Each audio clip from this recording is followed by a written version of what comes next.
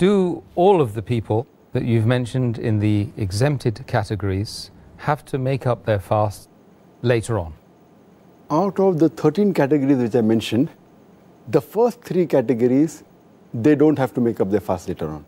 That is a non-Muslim, that's a person who's a minor, and a person who's insane.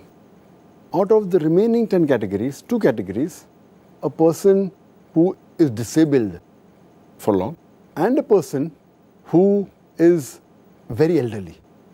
These 2 people also don't have to make up for their fast, but they have to pay a ransom, the feeding of a poor person for every fast they missed.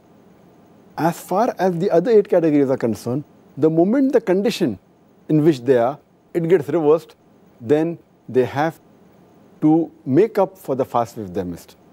For example, in the 8 categories are, the menstruating lady, moment she finishes the menstruation, then she should make up for a fast as soon as possible, before the next Ramadan.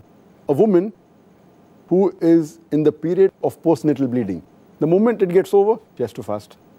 If a lady is pregnant, the moment the pregnancy gets over and the postnatal bleeding gets over, then she has to fast. If a lady, the 4th category, if she's breastfeeding, after the breastfeeding is over, then she has to fast. Or a person who is sick, the moment he gets healthy, he or she has to fast.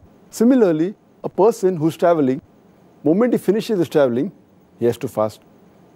And a person who's taking part in jihad, fighting in the cause of Allah subhanahu wa ta'ala, moment the fight gets over, he or she has to fast. Similarly, a person who's in compulsion and is not fasting, the moment the compulsion is removed, he or she has to fast. But naturally, all these have to be done before the next Ramadan.